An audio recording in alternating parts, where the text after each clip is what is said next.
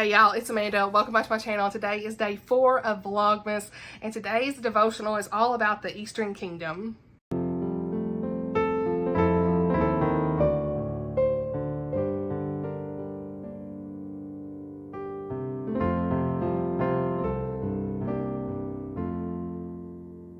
Alright y'all, so if you are new here on my channel, thank you for being here. I hope you're enjoying all the Vlogmas content. And today we are doing the Advent Devotional Star of Wonder by Angela Hunt. Each day I'm reading from this and what stands out to me. This will be linked down below if you're interested in getting it. I'm really enjoying reading these each day with you guys. I hope that you are enjoying them too. The way this is set up is you'll see me do this devotional, then me and the hubs opening some Advent items, and then the actual content of the video. I've explained that pretty much every day, so hopefully it's all flowing well and going well, but yeah, I just want to make sure for logistics that I mentioned that again since it's pretty early on in the Vlogmas content. So today's devotional is the Eastern Kingdom. 1300 years before the birth of Christ, the Hebrews left Egypt and marched through the Promised Land.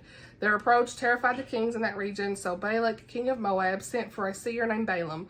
Balak offered Balaam great riches if he would curse the children of Israel. Imagine his surprise when he muttered the incantations and heard, not from a demon, but from Almighty God. God told him not to say a word apart from what he told him to say. After blessing Israel twice, Balaam heard again the voice of God and gave the frustrated king yet another blessing for Israel. Balaam's prophecy was recorded in the scriptures. When Babylon destroyed Jerusalem in 586 BC, copies of those scriptures were carried by captive Jews as they were marched to Babylon. While in Babylon, devout Jews like Daniel, Shadrach, Meshach, and Abednego earned positions of authority in the king's court. Daniel, who remained faithful to God, answered the king's questions when the royal wise men could not and save their lives. Daniel 2:24. In gratitude, Nebuchadnezzar made Daniel chief of the wise men. Is it not possible that some of those wise men came to believe in Daniel's God? Daniel was not the only righteous Jew the Persians would have known. They would subsequently become acquainted with Mordecai, Queen Esther, Nehemiah, and Ezra, a scribe, priest, and a Torah teacher. He led the exiles from Babylon back to Judea. Then she goes into talking about the Bethlehem star and how she felt like that could have been the visible glory of God because it actually truly led them to the Lord. And that's very interesting to think about. And so she talks a lot about that. I'm not going to read through all these pages with that, but the devotional for today is Jesus no longer lives on earth in bodily form, but his children do. The Holy Spirit dwells inside believers, and we shine with the glory of God when we act in ways that glorify him. Let your light shine before men, Jesus said, so they may see your good works and glorify your Father in heaven. Matthew 5:16. At Christmas time, we delight in light. We pull jumbled cords from the attic and climb ladders to hang lights from the eaves of our porches. We bring Christmas trees into our homes and string them with lights so our homes will be warmed by their twinkling displays. A legend credits Martin Luther for lighting the first Christmas tree with candles to show his children how beautiful the stars were when glimpsed from within the forest at nighttime. But perhaps the truest and best use of Christmas lights is to remind us of the Shekinah glory, the light that came to expel darkness from the human heart. God is light, and in him there is no darkness. Matthew, Mark, and Luke wrote of the end of the age when darkness would envelop the earth and terrify humankind. Dense darkness will disappear when Jesus returns with power and great glory. The brightness of the Shekinah will illuminate the whole earth, demonstrating to everyone that Christ has come again. Father, as we go about our work today, remove any sin or fault that would keep your glory from shining on those around us. Remind us as often as necessary that our lives and yours and all glory belongs to you. Let us be windows of pure glass so your glory can spill out and warm every soul we meet. Let us be like the Eastern wise men who followed your glory and the disciples who witnessed it in myriad situations. Don't let us hide your light under a basket, but show us how to let it shine, especially during this Christmas season. Amen. I love that. I love that so much. Every day has been just so interesting here in these Advent devotionals. I've learned so much about the history and things I never thought about at Christmas time. We glorify him. He is light, and in him there is no darkness. So I hope this blessed you today. Let's move on to the next content, but tomorrow we will talk all about the temple.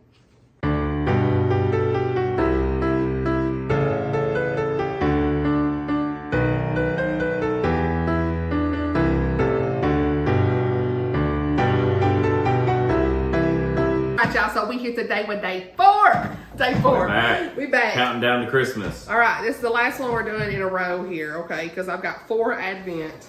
I gotta edit, so that's Oh yeah. So you go first this time. We're switching every opposite. So day 4 is of like a sock. Dobby. Oh, Master yeah. of sock. Wonder if that's I love this layout. Yeah, like I said, the Pokemon. Well, I guess I should cool. probably show it. I don't know if you can see it. I took a picture, but it's like right That's here. really cool. So You can actually still keep this, yeah. I don't know if I can keep it, but not like put something in it, but it's pretty cool. okay. What is that? Is that a sticker? I don't know about this. This is not. That's not my vibe. What is it? It's one of them weird dudes in the Oh, forest. is this a stamp? It's a card. So this is a centaur, the people that are out in the forest. So this is, I don't know what this is. Here, I'm gonna make sure it. Is this a stamp? Hold on. I It's wonder. like a mini card. I don't know what that is, son. So far, the ornament wins from I don't know about this. Yesterday, That's going in the trash, day honestly. 3, so let's rank them. So out of this one and Pokemon so far, the ornament for day 3 and then the keychain the for cards Pokemon. are cute too, I think. Yeah. Like somebody, I could probably send that to Lucinda or something. So She'd probably like that so since backing she's up a day, Harry this is Potter the fan. winner so far, and then this is the winner of that one. So anyways, Yeah. I think anyways. And I'm not gonna use Puffy sticker, Dobby, but Yeah. Okay, Anyway. so let's check out mine. Hopefully this is a lot better. let's see. So, yeah, you can't see it yet anyways. So I'll start opening this. Please be easier. These are so hard to open. I'm like not even gonna lie, but let's see. Oh wait, we got it. Okay.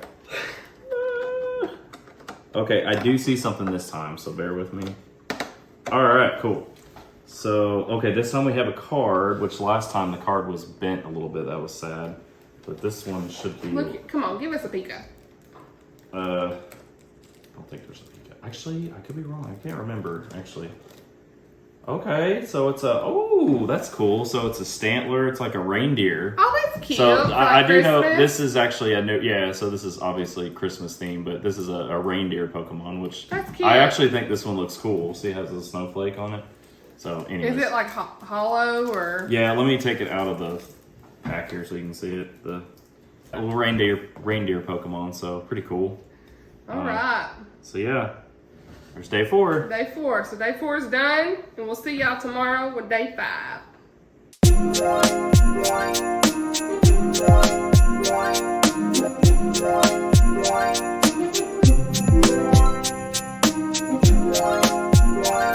And today's Vlogmas video is talking about how I changed as a reader this year. All right, so I'm going to credit the thought of this to Tammy over at the Protagonist Pub. Hey, girl, hey! I think she's doing the same video. So if it's already out, I will link it below. If not, make sure you're subscribed to her so that you can kind of get all the updates for her Vlogmas videos. And I had done a filler out on Instagram today. I'm actually filming this in October. But I gotta get ahead, honey. But, yeah, I'm just saying, priorities. But I asked, what did everybody want to see? And she said, how did you change as a reader this year? And I thought, hey, when I just say it, perfect timing, because your girl has changed a lot in the last 12 months as a reader. And get your coffee or tea or something, because there may be a little tea in this video, you know what I'm saying? But if you've been around any amount of time here on the channel, you know that transparency is starting to become 100%, actually is 100% important to me. And that really started, I think, that's the first thing I'll talk. I don't have any notes or nothing. We're just here, okay? So I don't know how long this is going to be, but you know that transparency is very important. That's the first thing to me. And being honest and open. I've had several videos. I will link some of them down below. I had a vlog or a mid-month wrap-up or something. I can't remember what it was earlier this year. I'll link it down below, chatting about being honest in reviews without bashing authors, but also trying to kind of be like a compliment sandwich. What did you like? What did you not like? You know, that kind of thing. Who is this book truly for? All of that. You know, just thinking about how an author did take a lot of time to write this book, And while there have been a few DNFs that I truly am like, this is not for me at all.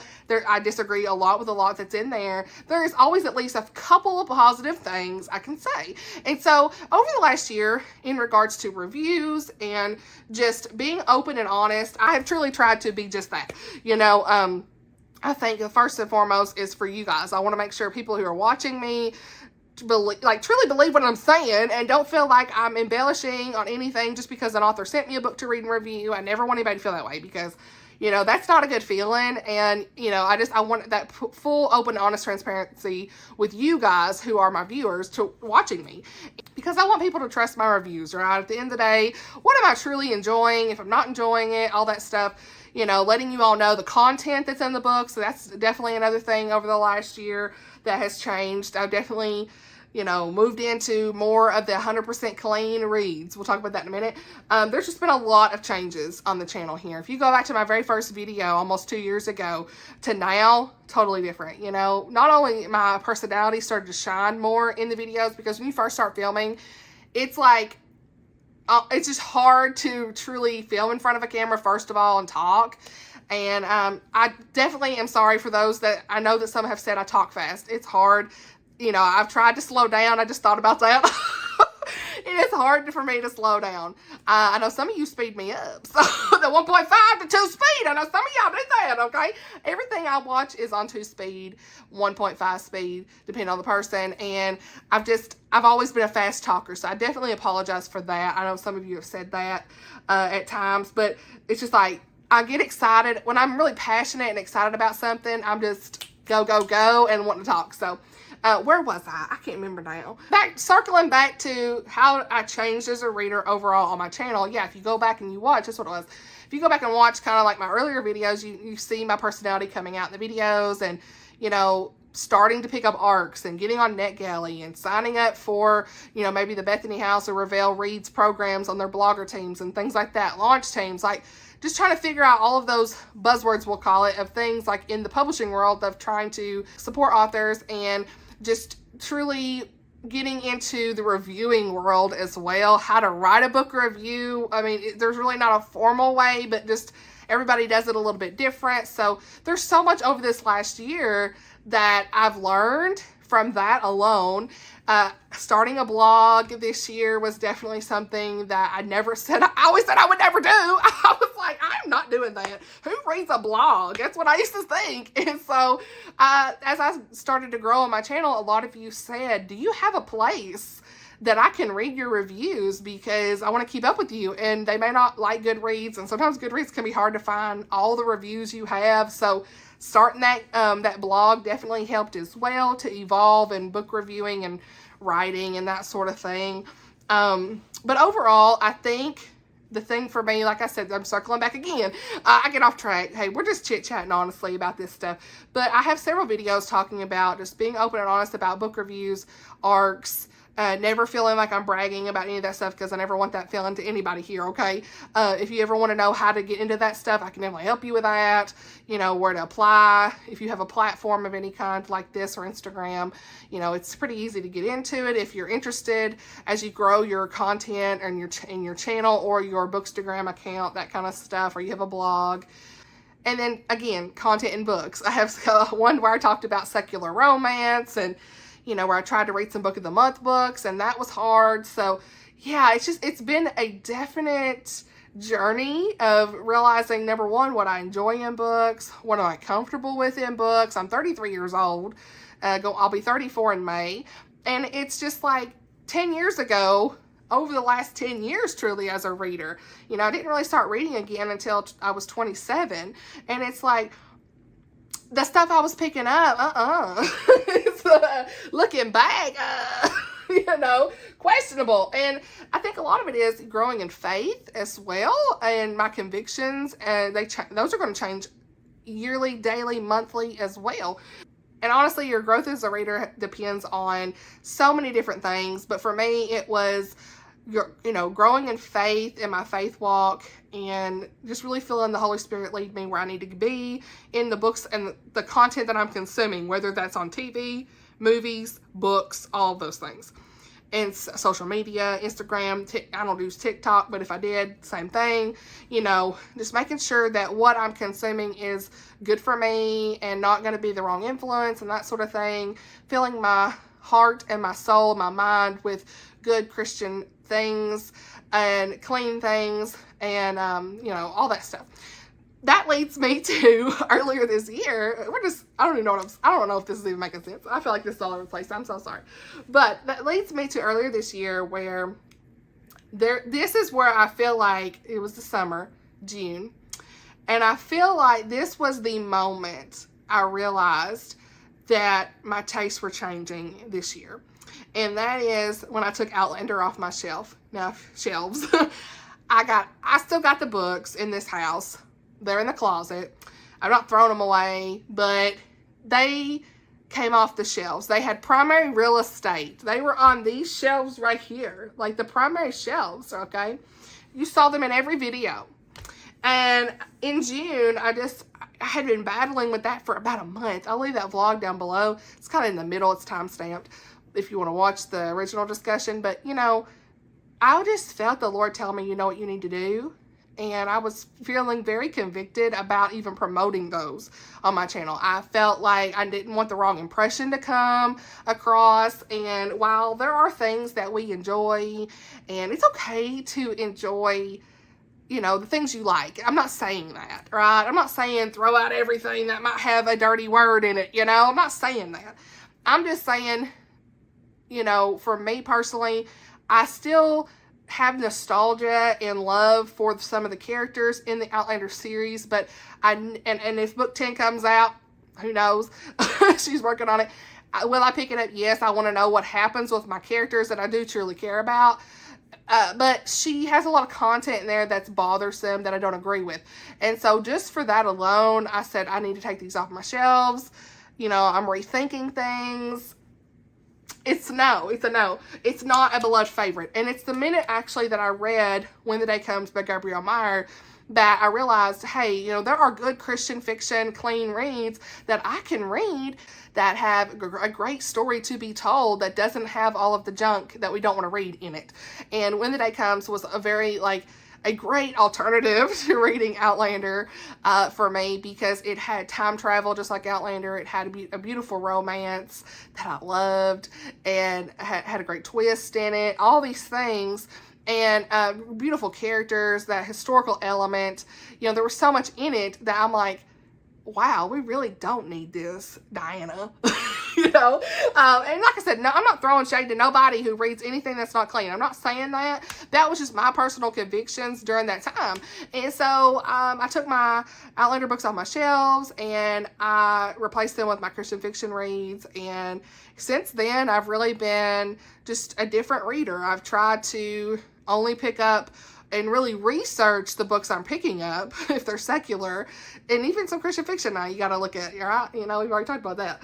But just really trying to research what I'm reading and making sure that it's going to have content that I'm okay with, you know? Like, not a lot is, quote, triggers for me. I don't want to read, of course, horror at all, violence, none of that stuff with children, that kind of stuff. I don't want to read that. But that would probably be it. But, like, you know, if it's got smutty scenes, let's pump the brakes. It's a no from me.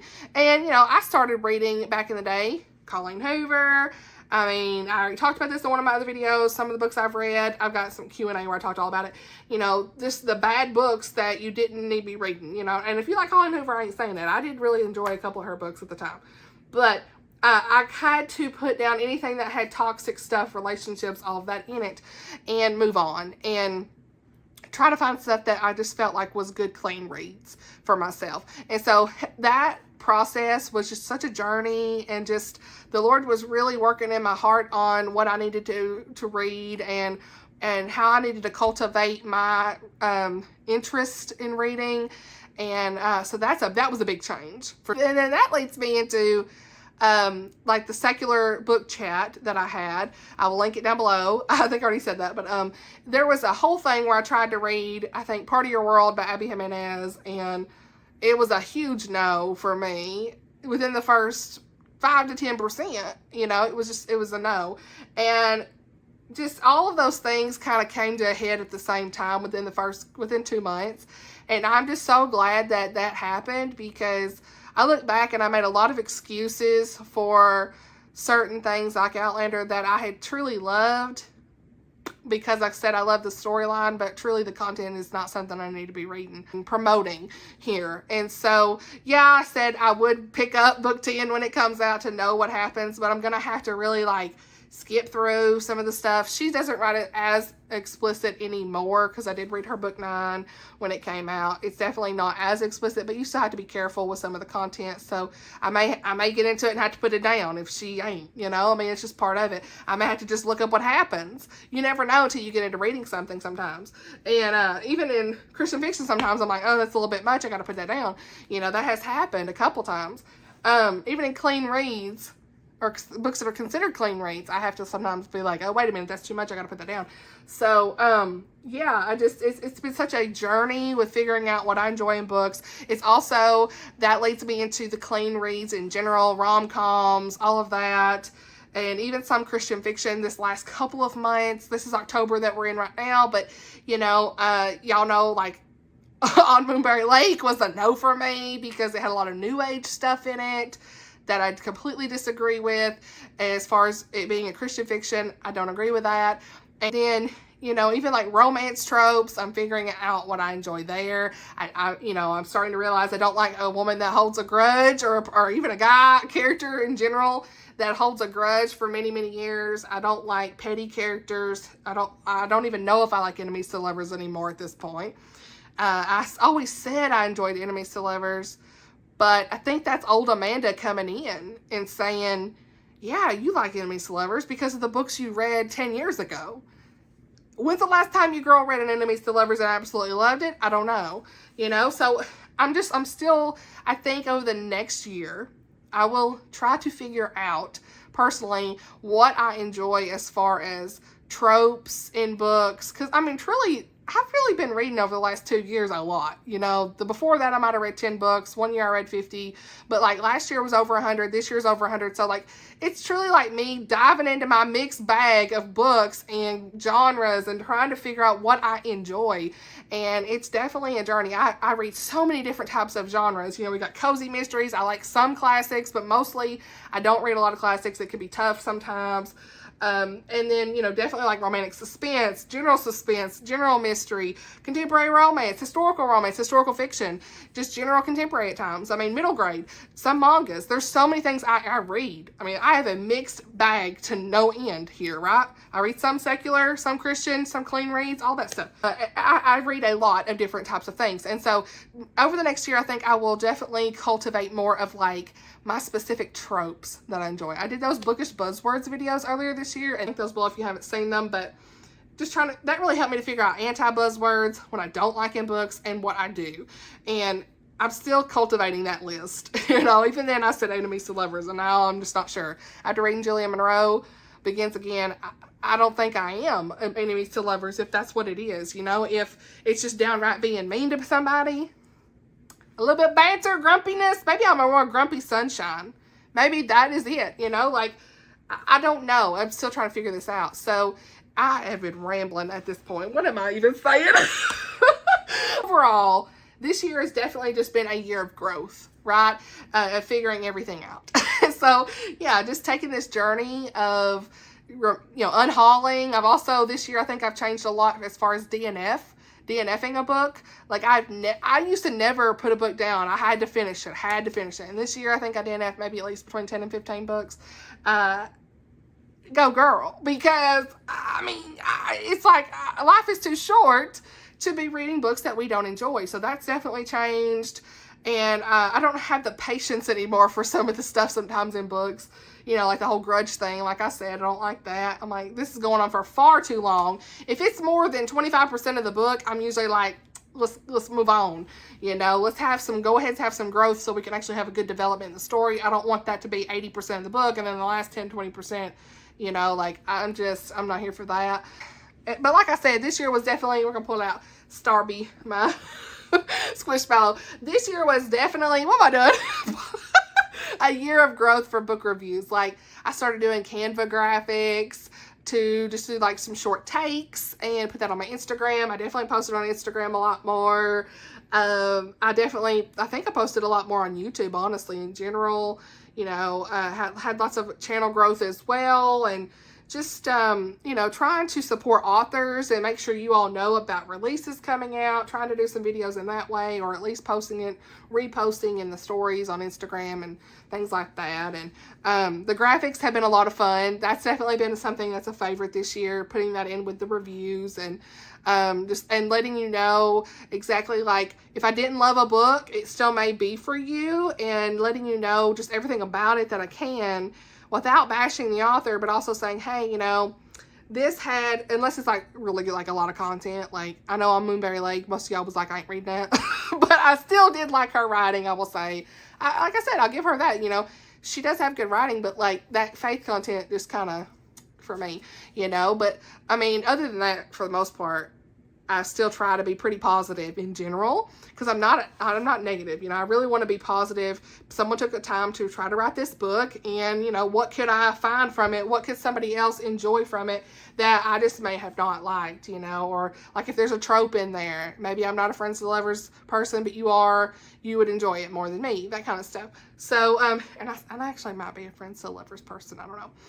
We will see. I still don't know. I started my rom-com journey this year. That kind of reminds me of that. Trying to figure out what rom-coms I enjoy.